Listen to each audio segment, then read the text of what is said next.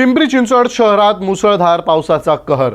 अनेक भागात शिरलं पाणी तर अनेक भाग झाले जलमयी आणि प्रशासन आता आले ॲक्शन मोडवर। पुणे जिल्ह्यातील अतिमुसळधार पावसाचा इशारा लक्षात घेता जिल्हाधिकारी कार्यालय आणि राज्य सरकारने नागरिकांना सतर्कतेचा इशारा दिला आहे। तसेच खबरदारीचा उपाय म्हणून पुणे जिल्ह्यातील शाळा, महाविद्यालय आणि अनेक कार्यालयांना आज सुट्टी जाहीर करण्यात आली आहे। त्यानंतर कालपासूनच पिंपरी चिंचवड शहरासह संपूर्ण परिसरात मुसळधार पावसाला सुरुवात झाली असून गेल्या 24 तासांपासून सुरू असलेल्या संततधार पावसामुळे जनजीवन विस्कळीत झाले आहे। शहरातील अनेक सखल भागांमध्ये पाणी साचला असून तो परिसर जलमयी झाला आहे। पवना आणि इंद्रायणी नदीच्या पाणी पातळीत देखील मोठी वाढ झाली आहे। अनेक रस्ते वाहतुकीसाठी बंद करण्यात आले असून प्रशासनाकडून सतत परिस्थितीवर लक्ष ठेवले जात आहे। शहरातील विविध भागातील परिस्थितीवर एक नजर टाकूयात।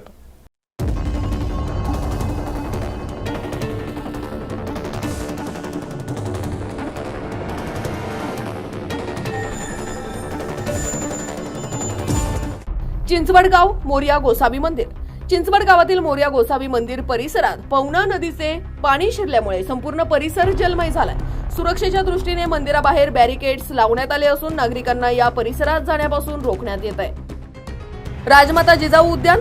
चिंचवड गावातील राजमाता जिजाऊ उद्यानातही पवना नदीचे पाणी शिरल्याने उद्यान पूर्णपणे पाण्याखाली गेलंय। प्रशासनाने नागरिकांना या परिसरापासून दूर राहण्याचं आवाहन केलंय। मुकाई चौक मामुर्डी किवळे रस्ता। मुकाई चौक परिसरातील मामुर्डी किवळे मार्गावर मोठ्या प्रमाणात पाणी साचल्यामुळे हा रस्ता वाहतुकीसाठी पूर्णपणे बंद करण्यात आलाय। वाहन चालकांनी पर्यायी मार्गाचा वापर करावा असे प्रशासनाकडून सांगण्यात येत आहे। रावेत संत तुकाराम महाराज पूल। रावेत येथील संत तुकाराम महाराज पुलाजवळ पवना नदीचा मोठ्या प्रमाणात विसर्ग होत आहे। नदीचा प्रवाह वेगाने वाढत असल्याने नागरिकांनी पुलावर गर्दी करू नये आणि सुरक्षित अंतर राखावे असे आवाहन करण्यात आले। घरकुल सोसायटी परिसर। घरकुल सोसायटी परिसरात गुडघाभर पाणी साचल्यामुळे नागरिकांची मोठी गैरसोय होते। अनेक अंतर्गत रस्ते जलमय झाले असून वाहनांची ये-जा संथ गतीने सुरू आहे। आदित्य बिर्ला पूल। पवना नदीच्या वाढलेल्या पाणी पातळीमुळे आदित्य बिर्ला पूल पाण्याखाली गेला असून पुलावरून पाणी वाहत आहे। सुरक्षिततेच्या कारणास्तव पोलिसांनी हा पूल वाहतुकीसाठी पूर्णपणे बंद केला असून नागरिकांना पर्यायी मार्गांचा वापर करण्याचे आवाहन करण्यात आले। टेल्को रोड परिसरातही मोठ्या प्रमाणात पाणी साचल्याने वाहतुकीचा वेग मंदावलाय। नागरिकांनी अत्यावश्यक कामाशिवाय बाहेर पडू नये असे आवाहन करण्यात येत आहे।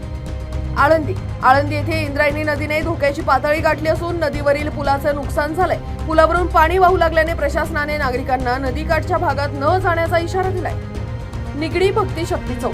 निगडीतील भक्ती शक्ती चौक परिसरातही पावसामुळे पाणी साचल्याने वाहतुकीवर परिणाम झालाय। प्रशासन परिस्थितीवर लक्ष ठेवून असून आवश्यक त्या ठिकाणी मदत कार्य सुरू आहे।